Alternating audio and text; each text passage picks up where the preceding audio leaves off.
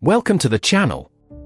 Before we dive into today's thought-provoking topic, don't forget to hit the like button, share this video with your friends and family, and drop a comment below. Do you think China is really trying to dominate the world? Today, we're going to explore a powerful global strategy that's been reshaping international politics, China's Belt and Road Initiative, also known as the modern-day Silk Road. But here's the twist: this plan isn't originally Chinese.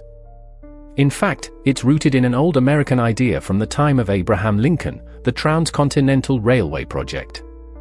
Why would China revive such a strategy now? And how could building railways and trade routes across continents shift the balance of power away from the West? Let's uncover the answers. To understand global power dynamics, you must first understand geopolitics, the art of using geography to influence political decisions and control global power structures. For centuries, empires have fought not just over territory, but over strategic maritime routes, narrow waterways that serve as the arteries of military and commercial movement. We're talking about choke points like the Strait of Hormuz, the Suez Canal, the Panama Canal, and other narrow straits and ports that, although small in physical size, carry immense strategic value. Control over these points means control over the flow of oil, goods, military presence, and global trade. This is the core of geopolitical strategy. Those who control the sea lanes control the world. That's why nations and global powers pour billions into securing access and influence over these narrow corridors. Take the Strait of Hormuz, for example. If Iran were to close this vital passage, the world could plunge into chaos overnight. The volume of oil and commerce that passes through this single strait is staggering. This level of control grants enormous leverage and danger to the global order. So, when we talk about China's ambitions, it's not just about building things, it's about strategic positioning. And understanding this principle is key to seeing the larger game unfolding on the global chessboard. To truly understand today's global tensions, we must revisit the roots of World War I, not the version told in textbooks, but the deeper geopolitical struggle beneath the surface. Contrary to popular belief, the assassination of Archduke Franz Ferdinand was not the true cause of the First World War. It was merely the spark that ignited an already volatile rivalry. The real conflict was between the rising industrial power of Germany and the established maritime supremacy of the British Empire. Britain saw Germany's growing industrial capacity and unity as a direct threat to its global dominance, especially over the seas. And at that time, control over the oceans equaled control over the world. The British Navy was the empire's crown jewel, the force that kept Napoleon Bonaparte from ever invading British soil and that upheld Britain's vast global network of trade, colonies, minerals, and financial influence.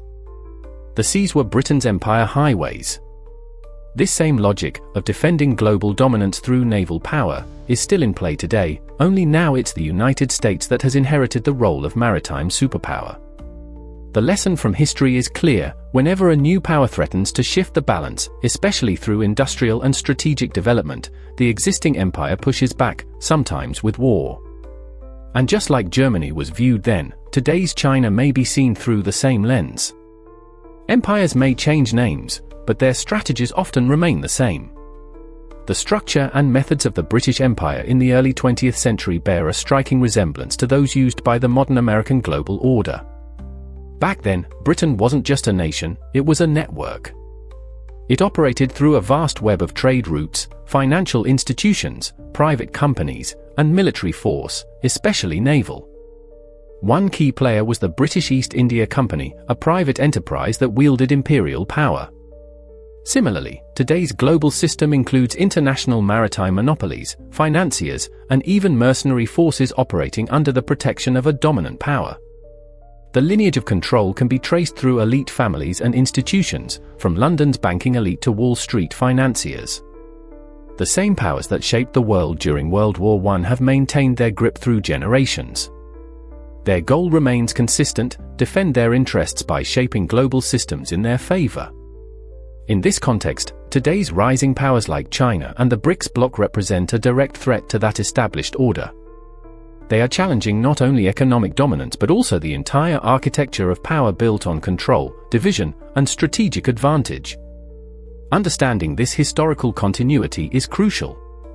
What we see on the surface, economic disputes, diplomatic tensions, is often just a modern expression of an imperial strategy that never really disappeared. It just evolved.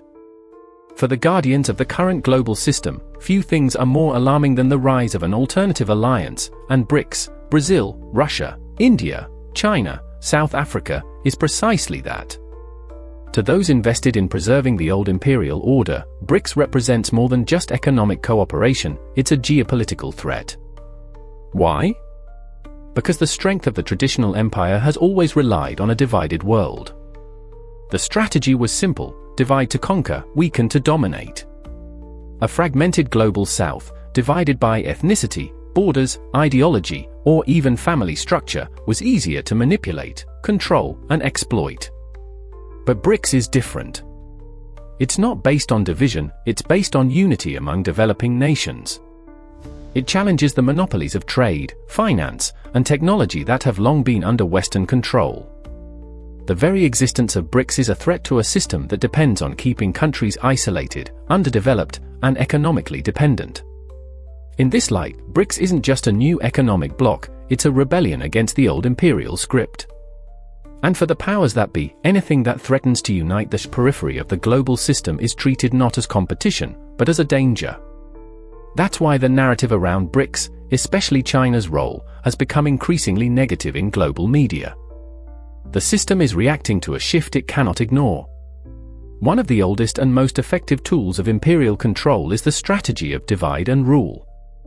It's a method designed not only to fragment societies, but to make sure they never become strong enough to challenge the status quo. This tactic has been deployed throughout history. In Africa, for example, colonial powers deliberately dismantled tribal harmony. They split allied groups apart and forced rival groups together within artificial borders, all to manufacture division and internal conflict. A united Africa would have been too strong to control, so division became the default policy. But this strategy doesn't just apply to nations. It extends to families and communities as well. Today, there are targeted efforts to weaken family structures, discourage people from having children, and erode the traditional bonds between parents and children. Why? Because strong families build strong societies, and strong societies resist external control. When people are fragmented, when they feel alone, disconnected, and distrustful of each other, they become far easier to manipulate. Division is weakness. Unity is strength. That's why maintaining a divided global society is crucial for those who benefit from the current imperial system. It's not just about borders or ideologies, it's about social engineering, using media, propaganda, and institutional influence to keep people separated, distracted, and controllable. Understanding this reveals a core principle of global power: control is easier when people are divided, whether by politics, race, class, or even within their own homes. Empires rarely collapse overnight. Instead, they tend to erode from within, and one of the clearest signs of decline is internal division. As revealed in insights from works like Principles for Dealing with the Changing World Order by Ray Dalio, a recurring pattern in history is that empires begin to fall when they become fractured from the inside. Polarization, civil unrest, conflicts between factions, and cultural fragmentation are all symptoms of an empire losing its grip. These divisions are not always organic, they're often engineered from above, using tools like media manipulation and propaganda. Social unrest doesn't just happen, it can be strategically provoked. Why would those in power fuel division within their own system? Because a divided society is easier to manage. Instead of directing dissatisfaction toward the real centers of power, people are kept fighting among themselves, politically, ideologically, socially. It's a distraction that protects the system. But the cost is high. Once the divisions become too deep, once trust breaks down across all layers of society, the empire loses its internal cohesion, and that's when collapse begins. So when you see nations struggling with extreme polarization, weakened institutions, and rising internal conflicts, it's not just a political crisis, it may be the early stages of imperial decay. Throughout modern history, the sea has been the highway of empire, a channel not only for trade, but for power and profit. The empires of the past, particularly the British Empire, relied on maritime routes to extract wealth from colonies, transport raw materials, and expand their economic and military influence across the globe. This same model is mirrored today. The maritime domain remains the foundation of global dominance. The oceans are not just neutral space, they are controlled, guarded, and used as tools of empire. Those who command the seas command the flow of energy, goods, and even ideas. That's why development in other nations is viewed as a threat by dominant powers. When a country begins to build its own infrastructure, create independent trade routes, or access its own natural resources, it risks escaping the system of dependency. And this disrupts the profitability and strategic control enjoyed by the global maritime empire.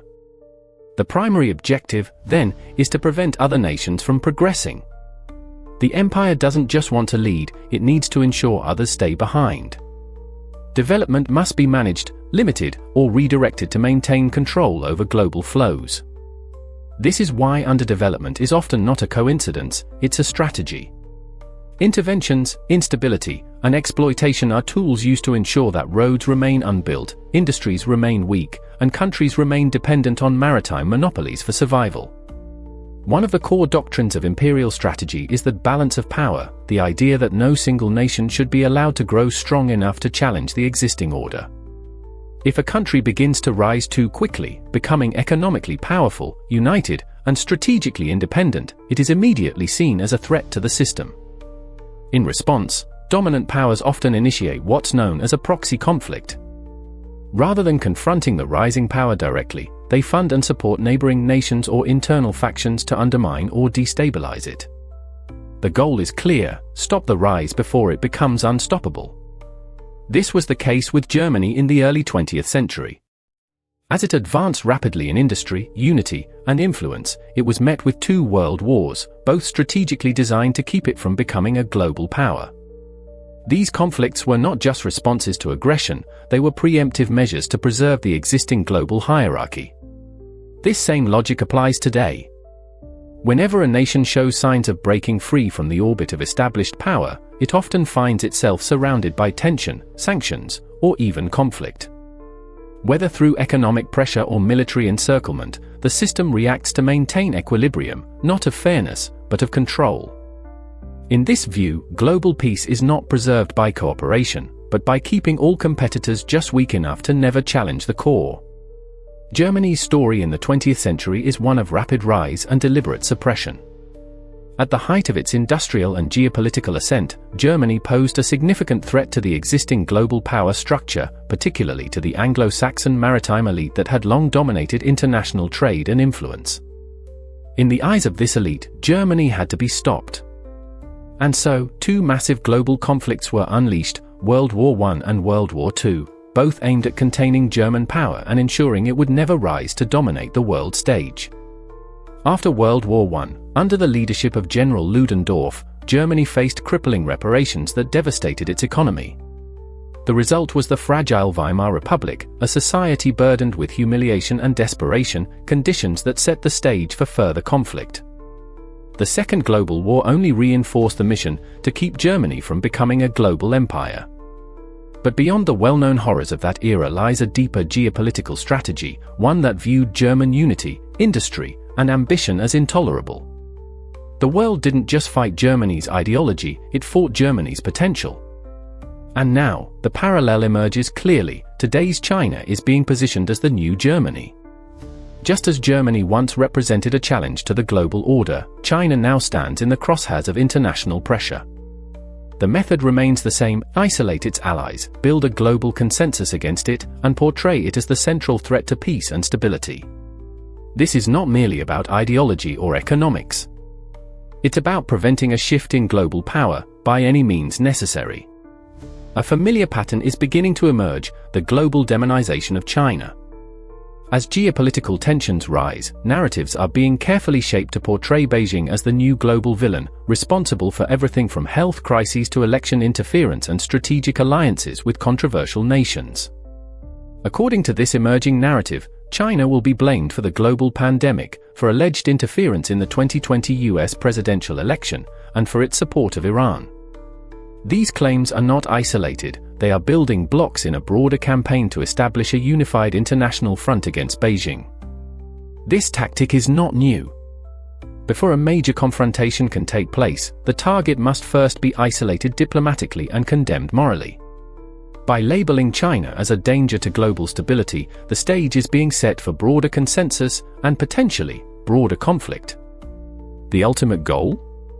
To turn public opinion and international alliances against China so thoroughly that any action taken, whether political, economic, or military, is seen as justified. We are watching the preparation of a narrative war, not fought with missiles, but with headlines, speeches, and accusations. And once the global image of China has been sufficiently tarnished, what follows may well be the next phase in the struggle for global supremacy. According to the analysis presented, the world appears to be moving toward a new global confrontation, what could become the Third World War. But unlike the previous world wars, this one will not begin with a single dramatic event. Instead, it will escalate gradually, starting in the Middle East and eventually turning its focus toward China. The early stages are already unfolding: regional instability, rising tensions, and strategic alliances forming on all sides. But the document suggests that the true turning point will come when the world unites to directly confront Beijing. In order to justify this, it will be necessary to first remove China's allies from the equation and convince the public that China is the core problem, the new boogeyman threatening peace and stability. The speaker refers to this as a Mandina moment, a kind of prophetic warning. He encourages viewers to remember this prediction, that Beijing will be systematically blamed and politically isolated, leading to a conflict that could resemble the full-scale wars of the past. If such a scenario unfolds, it will not be accidental. It will be the result of deliberate planning, strategic propaganda, and long-standing geopolitical agendas designed to maintain the balance of power by force, just as was done with Germany in the 20th century. After the American Civil War, a new strategy emerged, one that posed a serious threat to the British Maritime Empire: the expansion of continental railways. Countries like the United States, Russia, and parts of Asia began developing rail infrastructure as a way to bypass naval dependence and weaken Britain's monopoly over global trade. The transcontinental railway projects offered land-based alternatives to the sea routes dominated by the British Navy. This shift challenged the imperial model that relied on oceanic choke points and shipping lanes to control commerce and maintain power. But the response from the empire was swift and aggressive. The elites of the British era, the oligarchs who benefited from controlling the seas, mobilized to sabotage or destroy any nation that dared to build a strong internal infrastructure. They understood that powerful rail systems could connect continents, empower economies, and eventually undermine maritime supremacy. What we see today is a modern replay of this same struggle. The global elite still views large-scale infrastructure projects, especially those outside Western influence, as a direct challenge to the established order. The aim remains the same: prevent the rise of competitors who could escape the naval-dominated system. So when nations invest in railways, highways, energy grids, and fiber-optic networks that stretch across continents, they are not just building for progress, they are confronting the legacy of imperial control rooted in sea power. In today's world, underdevelopment is often not accidental, it's engineered. According to the lecture, one of the core strategies of the global power structure is to prevent competing nations from achieving infrastructure independence. When a country begins to build strong local systems, like railways, energy networks, or trade corridors, it threatens the existing order, which depends on keeping these nations fragmented and dependent. To stop this, powerful actors employ a range of tactics: sanctions, regime change operations, proxy conflicts, and political interference. The goal is to delay or destroy any effort that could lead to territorial development and internal self-sufficiency. From this perspective, progress in the global south isn't encouraged, it's actively obstructed. Nations trying to modernize are seen as threats, not because of their military ambitions, but because they are building alternatives to Western-controlled systems. Strong infrastructure means independence. It means trade routes that don't pass through Western-controlled ports. It means economic resilience that doesn't rely on foreign banks or imports. And for the powers that benefit from the current system, that's a serious problem. Thus, any movement toward self-reliance, especially through territorial development, is treated as a form of rebellion. It must be contained before it can inspire others. At the heart of the modern imperial strategy lies a principle first formalized by Admiral Alfred Thayer Mahan in his 1890 book The Influence of Sea Power Upon History. Mahan argued that control of the seas equates to control of the world, a doctrine that has since become a cornerstone of American grand strategy. This concept has endured through generations. Even today, Mahan's ideas guide the actions of global powers, especially the United States, whose foreign policy is deeply rooted in the protection and expansion of maritime dominance. The logic is simple: whoever controls the major sea routes, shipping lanes, and strategic choke points can dictate the flow of commerce, influence military outcomes, and exert political power over distant regions. This is why naval supremacy is not just a defense objective, it's a geopolitical imperative. According to the document, this strategy also explains why terrestrial infrastructure, like China's Belt and Road Initiative, is seen as such a profound threat. Railways, pipelines, and digital highways challenge the old formula by offering land-based alternatives to sea routes dominated by Anglo-American forces. Mahan's doctrine lives on because the formula still works: sea power equals global power. And any attempt to circumvent maritime control, whether through technology, rail, or diplomacy, is viewed as an attack on the very foundation of the existing world order. The grand strategy of the United States, as outlined in the lecture, is built upon three core pillars: protecting maritime routes, extracting foreign resources, and undermining land-based development in rival nations. This framework is not driven by morality or diplomacy, but by geostrategic necessity. The Anglo-American elite, although geographically distant from the Eurasian core, maintains global reach through a vast network of military bases, naval fleets, and economic leverage.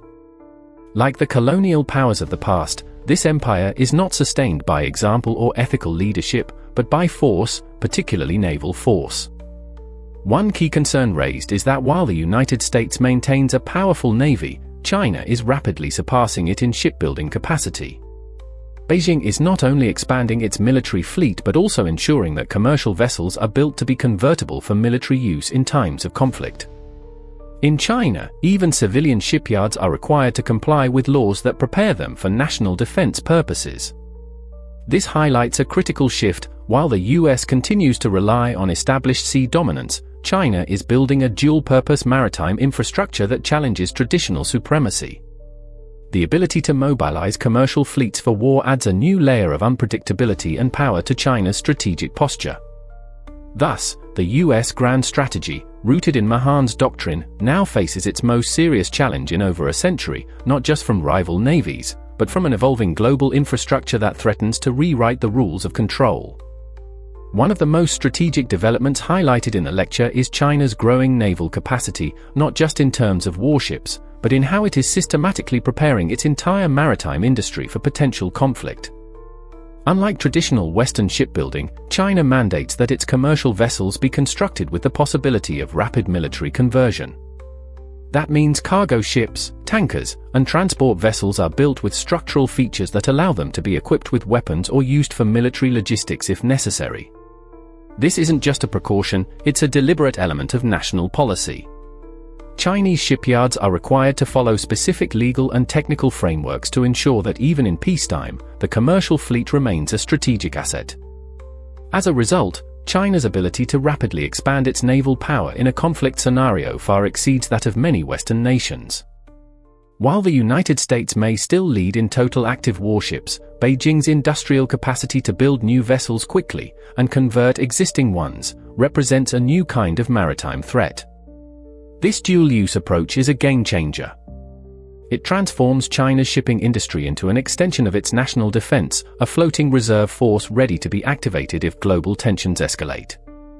In essence, the sea is no longer just a domain of commerce for China, it is a strategic battlefield in waiting. China's Belt and Road Initiative is far more than just an infrastructure project. It represents a bold challenge to the existing global system, one that has been shaped for decades by a Western, rules-based order centered on maritime dominance and economic control. By building powerful land routes, fiber-optic networks, energy corridors, and continental railways, China is laying the groundwork for a new kind of global connectivity, one that bypasses traditional gatekeepers and threatens to reshape the world map as we know it. To the west, this isn't just competition, it's insubordination. The Belt and Road is viewed as a direct affront to the international order established after World War II, where a single system of rules, enforced largely by the United States, defined legitimacy and power. Now, more than ever, we must ask, is the world ready for a new order? Let us know what you think in the comments. If you found this analysis thought-provoking, hit that like button. Share this video with someone who should hear this. And don't forget to subscribe, we've got much more to uncover in future episodes. Your engagement is what keeps this content going. Stay curious, and stay tuned.